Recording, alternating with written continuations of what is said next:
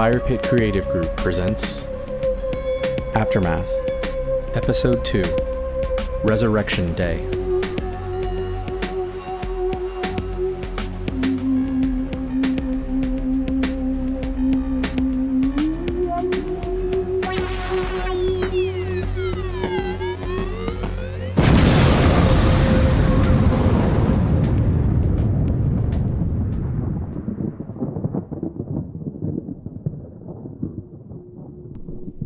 Between 2057 and 2069, the people of Earth faced many trials: scarcity of resources, plagues, poverty, famine, and despair.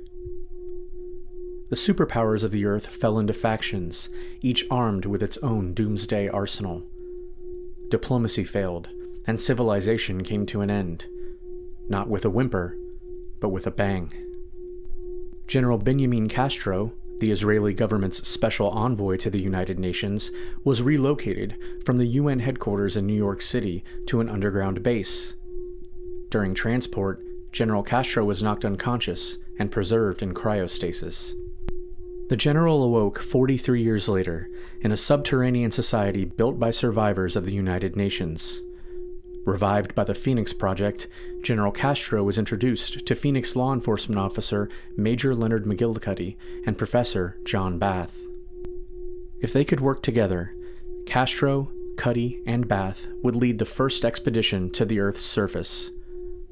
Aided by Project Administrator Danielle Devenu, Chief Surgeon Miro Ganaya, and Engineer Donna Chang, their mission was to determine what life still existed on the world above, and if the survivors in the underground Phoenix Project could return.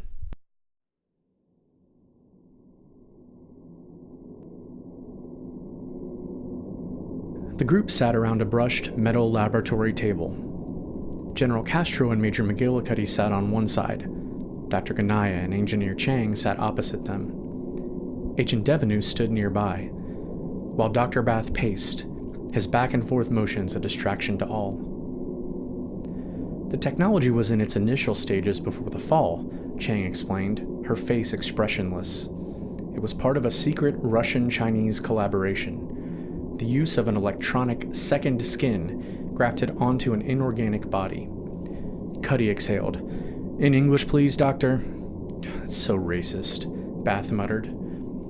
"Simply put, Major, we take a pre-existing robot body in storage.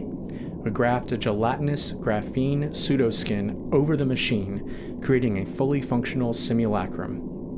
Assuming it's still active, Greentooth cellular technology on the surface interacts with our transmitter underground." "That was English?" Castro waved a hand. "I still don't..." Devenu stepped closer. "These robotic bodies are stored in a hermetically sealed technology compound on Liberty Island." "You mean where the Statue of Liberty is?" Cuddy asked. Bath shrugged. "Brilliant." Devenu continued. "Each of you will lay in a mechanized coffin. Your brainwaves and neural signals will be connected to machines in this lab that transmit to the robot bodies on Liberty Island. There, you will locate and adapt the second skin to the machine. The skin automatically adopts flesh and muscular characteristics transmitted by your brain here in the porcelain coffin." Castro groaned. "Coffin. I don't like the sound of that." "No kidding," Bath agreed. "So let me get this correct," the general said. "We get into a machine here. It transmits our brainwaves to a robot body on an island in New York. Technically New Jersey," said Bath. Castro continued. "From there, we put this circuit board skin on. Then the robot will look like us?" "Correct, General," Chang responded. "It will look like you, and it will sound like you. The only differences are that it will have no discernible human smell, and will be slightly slower than your human body when it is not near a working cellular tower. It will otherwise be more resilient, stronger, and able to weather the poisonous elements of the Earth's surface." "What about our senses?" asked Bath. Chang hesitated. She looked at Devenu. "The body will not tire," Devenu added. "Unless physically attacked, it will not suffer damage.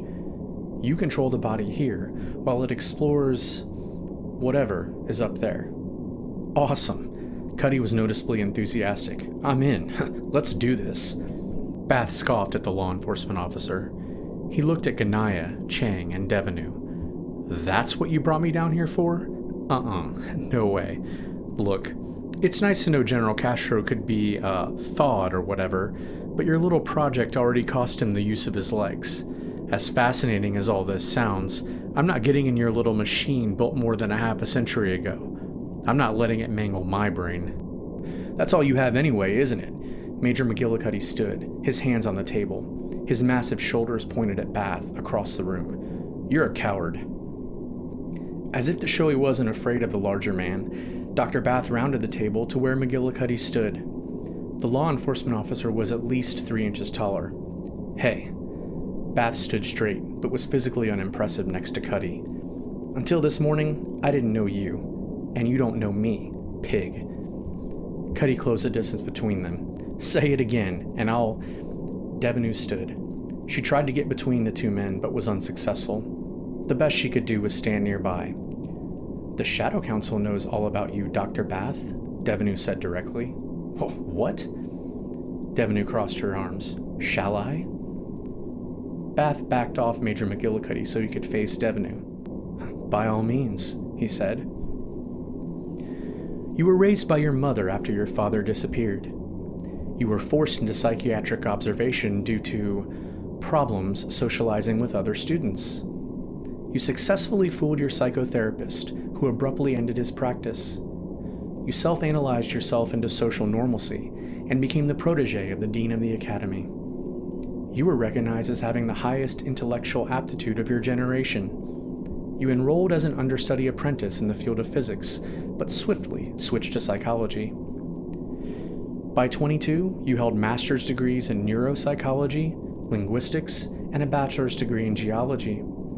At 23, you finished your doctorate in philosophy, with an emphasis on postmodern linguistics, cryptography, and anthropological symbology. Should I go on?" "No." Bath shrugged, defeated. "Why not?" Cuddy grinned. "Got any deep, dark secrets, Dr. Bath?" Devenu continued, giving no sign of concern or amusement. "You're well-read, well-written, and well-published. Loathed by faculty, and admired by your students. You lived in the same housing district on the upper level with your roommate Mike Helms, an exterminator, and the only person who seems to tolerate you or your occasional lapses into hypomania." "Hypomania?" General Castro asked. "Antisocial or ultra-social behavior," Ganaya whispered across the table. "Fluctuations in mood ranging from appropriate behavior to malaise. Dynamic bursts of high-level, three-dimensional creative thinking to impossibly low, depressive-like states." Devenu faced Dr. Bath, her calculated stare seeming to hold him in place. "You've slept with your benefactors, but you draw the line at your students. You've been the subject of one male student's amour, while you secretly long for..." "Enough! Fine!" Bath turned his back on Devenu. For some reason, he found it difficult to face those at the table. People he didn't know. People he would potentially have to work with, if forced. "That's okay. Whatever. Damn it." "And," Devenu withdrew a little but raised her voice, "you are an avowed atheist who writes on the intersection of politics, primarily anarcho-syndicalism and the socioeconomics associated with subterranean habitation." "What's wrong with you people?" Bath slouched against the table. Cuddy turned to Devenu. "Go back to the part about secretly lusting for someone." Dr. Bath wasn't surprised the Central Processor and Shadow Council knew so much about him. He just didn't appreciate it being shared openly. If asked, Dr. Bath would like to say he lived a life without secrets, but the truth was, in the underground, the Phoenix Project, the difference between objective truth and what was considered a secret was subjective, especially when it came to the authority of the computer and the Shadow Council. "I didn't mean to humiliate you, Dr. Bath." Devenu turned slightly. "To prove my point," she rotated to face Major McGillicuddy's back, "it wouldn't be fair to analyze you without an assessment of the Major's qualifications." She turned to Cuddy, who, up until this point, sincerely believed his role in Phoenix law enforcement meant he was immune from the observations of the Central Processor and Shadow Council. "What?" Cuddy said, surprised. "Now wait just a minute." Major McGillicuddy knew the surveillance operations of the Phoenix Project well. Was it possible that he was also a subject of surveillance and investigation? Devenu strolled around the table. She looked at General Castro, then at Major McGillicuddy. "Major, you were raised by your mother and father in the Phoenix Project. Groomed from an early age to work in law enforcement, your first assignments were primarily patrolling and rooting out ordinance violations. You have completed successful investigations on criminal activity, usually through unapproved but not necessarily unwarranted interrogations. After your parents passed away, you were informally adopted by the then Major, now Colonel, of the Phoenix Law Division. Colonel Marsh trained you, nurtured your talents in martial arts, the application of large and small stun weaponry, and encouraged you to go into the investigations wing of the force. You have been especially successful leading crowd control operations, as an inspector, and as a strong-arm negotiator." "Now hang on," Cuddy protested. "I haven't—" Bath crossed his arms in front of him, a satisfied expression on his face. He watched Cuddy, saying nothing. Devenu continued. "Despite numerous complaints from citizens about your tactics, which have been described as unconventional, bullying, or brutal, and the fact that you were once taken off active duty for employing a restricted chokehold technique that injured—" Cuddy threw his hands up. "Wait a minute. That was a dangerous assailant who tried to kill his wife and kids over a damn cheeseburger." Devenu paused, her lips parted as if to whistle. She smiled knowingly. She glanced over her shoulder at Dr. Bath, then back at Major McGillicuddy. "I was going to say you were exonerated, most likely because of your relationship with your colonel. Your psychiatric profile denotes you have conflicting feelings of sexual desire for your adopted mother." Bath shook his head and walked over to Cuddy. "Now that's rich," he said, testing the other man. "You son of a bitch," Cuddy flexed, flaring. "I should—" Devenu turned from McGillicuddy. She ignored Bath, who was coming closer to the table. Instead, Agent Devenu looked right at Castro, her expression seeming to explain she was speaking to him, not them. She was telling him who his team was, what they had done, what they stood for. "Shall I continue?" asked Devenu. Castro watched Dr. Bath and Major McGillicuddy. He studied their mannerisms, their interaction. He calculated their reactions to the information being shared. How invested were they in their own identities? Could he use that in their upcoming assignment? "Go on," Castro told Devenu. "Major," Devenu circled the table, slowly. "You are the force's head patrol officer, lead negotiator, and an accomplished interrogator. Other than your colonel, you are the only member of the force who has ever shot a projectile weapon. You are the only officer, including your colonel, qualified to use these weapons. In short, you are a man of action, honor, and duty. You are the only person on this station capable of protecting this team." "Well, I appreciate the compliment," Cuddy said, irritated, "but all that shit was supposed to be kept confidential." "How does your central processor, your computer, know all this?" Castro asked. Chang stood in front of the seated general. "An amalgamation of electronic visual and auditory surveillance, testimony of paid witnesses, and direct inputs," she said. "Algorithms help extrapolate, but quite simply, the computer sees and knows everything." "No privacy," Castro spoke quietly, almost under his breath. "That's dangerous." "It's a total invasion," Bath raised his voice. "A suffocating lack of liberty, and it has consequences no one wants to talk about." "Only if you have something to hide," said Cuddy. "Oh, really, Mr. Keep It Confidential? Like your conflicting sexual desires for your colonel?" With one swift blow, Major McGillicuddy struck Dr. Bath's shoulder, sending him to the floor. The wiry professor looked up in pain, but without fear. His eyes locked on those of the Major. "Get up!" McGillicuddy towered over Bath, his fists clenched. "Let's go." "Are you serious?" Bath said, catching his breath. "What would be the point?" "That's enough," General Castro said, his tone cold and serious. "I've heard enough. If I understand this correctly, your central processor selected the best recruits. Each person here is critical to exploring the surface, finding out what's left, if we, as a society, can return." "Yes," Devenu confirmed. "Precisely." Castro continued. "I've had men under my commands who didn't get along. I fought alongside leaders and their soldiers I couldn't stand. But we respect each other's gifts. If the stakes are as high as you say, we don't have to like each other to accomplish the mission." Ganaya stood next to Chang and Devenu. "Agreed," she said. "Then you'll do it," Devenu said to Castro, her words a statement, not a question. "No." Bath stood. He rubbed his bruised shoulder. Cuddy shook his head. "Not with Bath, I won't." "Like hell." Castro looked up at the two men. They were both men of conviction. He couldn't help but admire them for different reasons, and was anxious to see if he could polish their rough edges. "I didn't ask to be thawed, taken out of deep freeze to lead this unit, but here I am, and from what I hear, we can't do it without you. Either of you. So make peace with that. You're in. And in my command, men have discipline. So find it quick. Or legs or no legs, I'll personally be so far up your asses, you'll need a compass to find me." "This isn't fair," Bath protested. General Castro looked at the professor, his eyes narrowing intently. "Neither was the destruction of the free world, Doctor."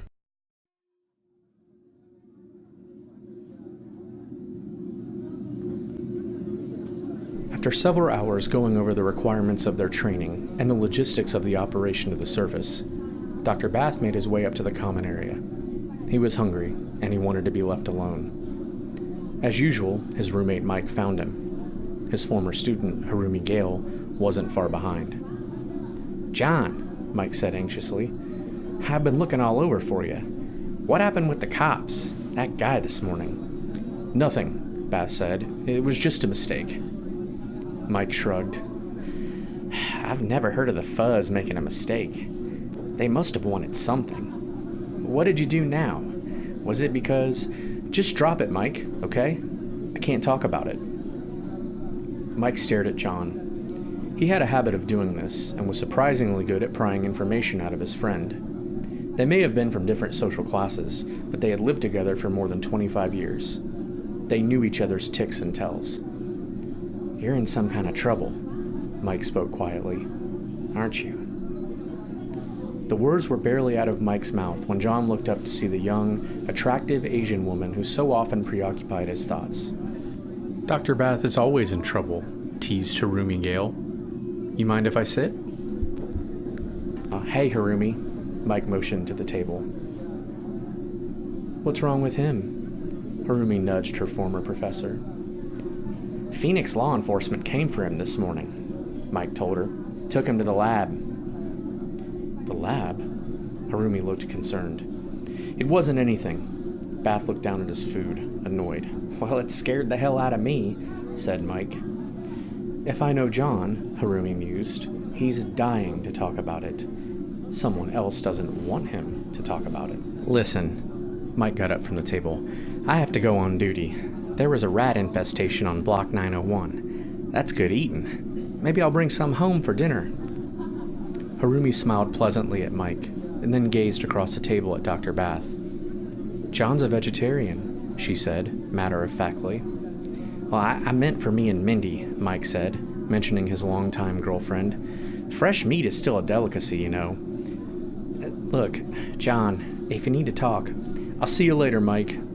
Dr. Bath glanced down. As she frequently did, Harumi leaned in, her hands placed nearby, fingertips not far from Bath's own. "He really cares about you," she said. "Yeah," said John. "He's a good man. Better to keep him out of this." "Out of what?"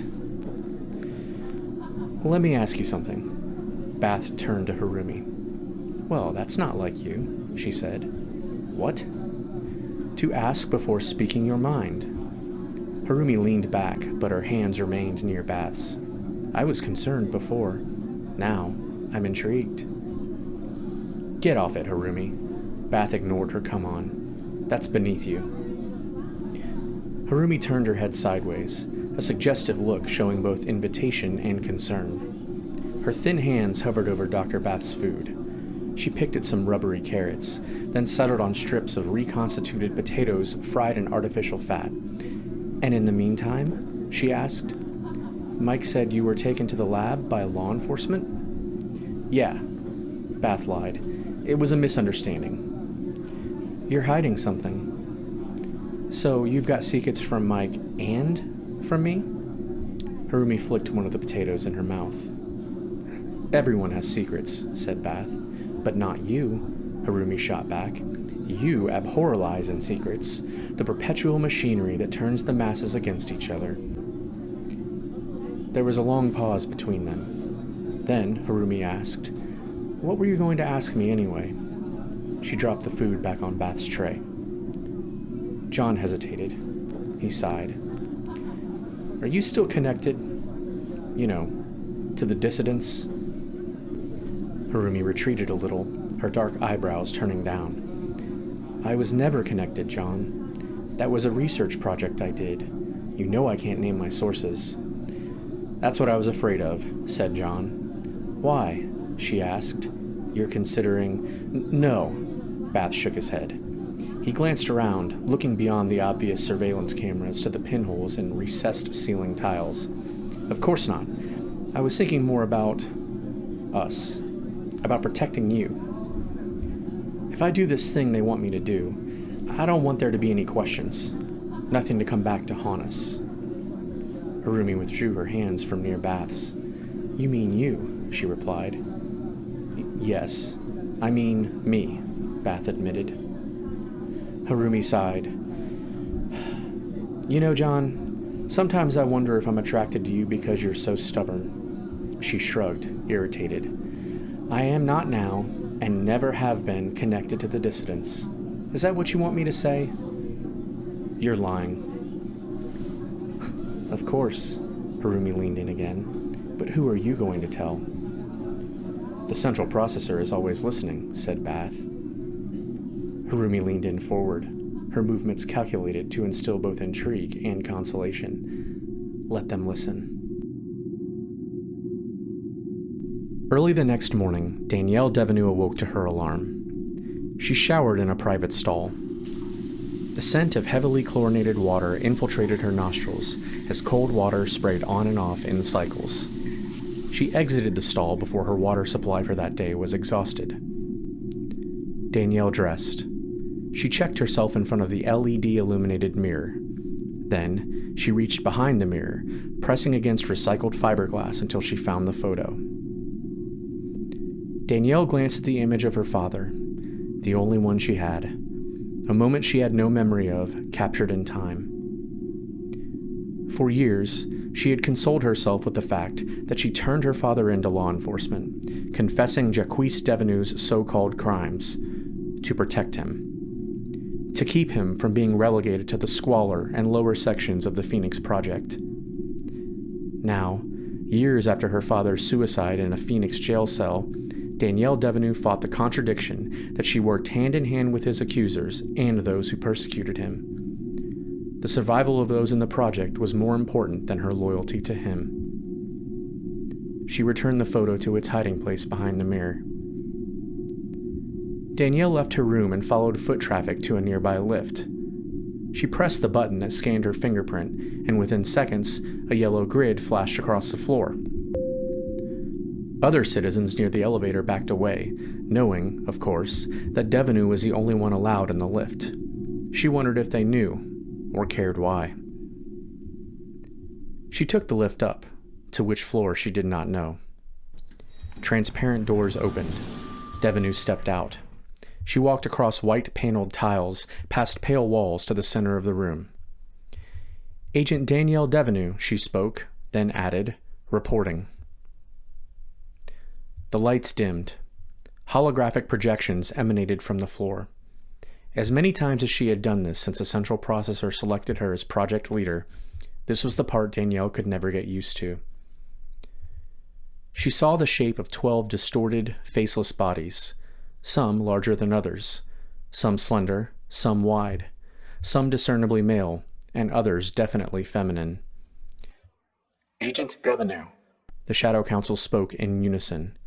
The voices were disguised, compressed, or augmented. "Thank you for executing the strategic decisions of this council. Are you prepared to make your report?" "I am," Devenue said. She swallowed hard and continued her prepared speech. The regeneration of General Benjamin Castro was mostly successful. Malfunctions with the cryostasis equipment caused complications, impairing the general's lower extremities. He is presently unable to walk while confined to the Phoenix Project. This should not present any problem in his ability to lead the exploratory mission to the surface. His consciousness is intact, and although there are gaps in his memory, Dr. Ganaya is confident appropriate stimuli will help restore his memory to full capacity. "You are sure he is qualified to lead the mission?" asked the council. "Yes," Devenue spoke confidently. "The general's mental faculties are strong. The central processor was forward-thinking in its selection of the general as—" "There were few other options?" "I understand, of course. The general is capable, and Doctors Ganaya and Chang are on standby to facilitate the biological and engineering components of the operation."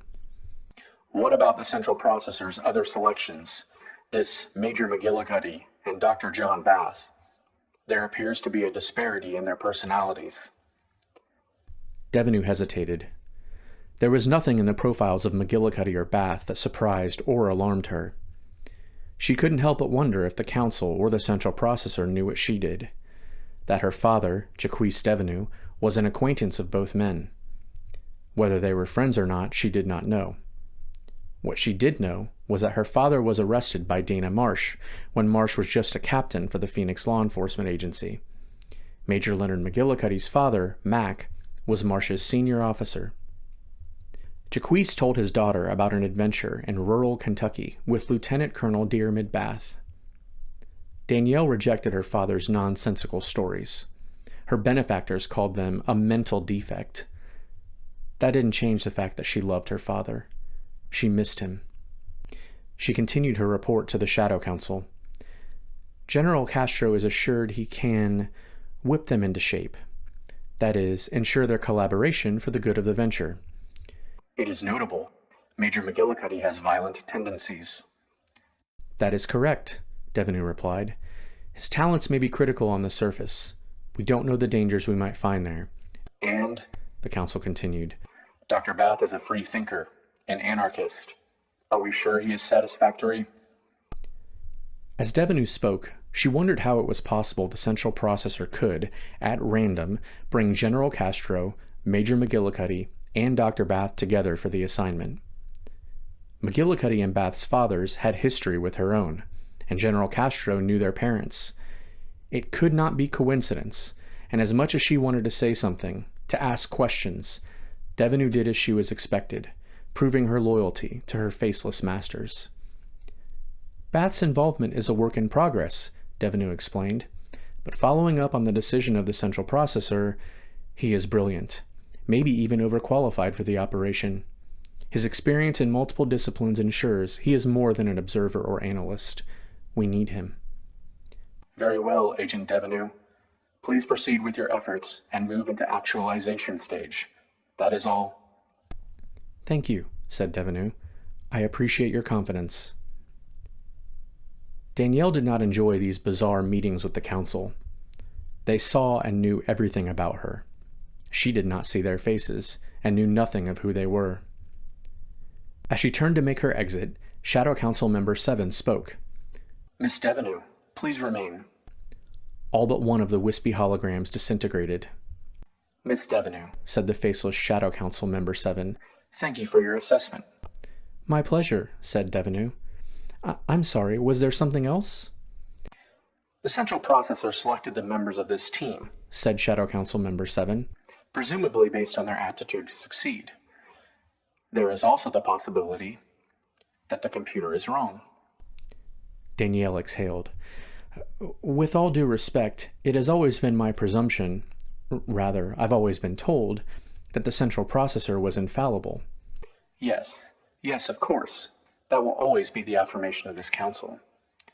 But, depending on the progress of your team, if things should go awry, if the volunteers are unable to work together in an acceptable fashion, we should consider the possibility that the computer is wrong. I don't understand. Danielle felt uncomfortable. For a moment, she thought she made out the shape of a man. Not just a man, a young man. I'm sure the General will perform admirably. But if Major McGillicuddy and Dr. Bath, the so-called best and brightest selections of the central processor, are unable to work together to produce results, we should consider that the computer may be incapable of selection. It may be necessary to withdraw these men in favor of more traditional candidates. Devenu thought it was odd the council member used the personal pronoun. That he, said we. She was distracted, wondering about the council member's identity, and also what better suited and more sociable candidates could be chosen randomly for the upcoming mission. I'm sure based on their credentials, Devenu said, and their experience, Dr. Bath and the Major will... Yes, I'm sure. But if they fail, or if they are unable to work together, that failure is on you, Agent Devenu, and the computer will select more suitable, less divisive explorers. Yes, I understand, Devenu replied. Yes, said Shadow Council Member 7. He paused, as if considering Devenu, watching her, seeking something about her. I think you do, he said. Then he added, Thank you, dear. That is all.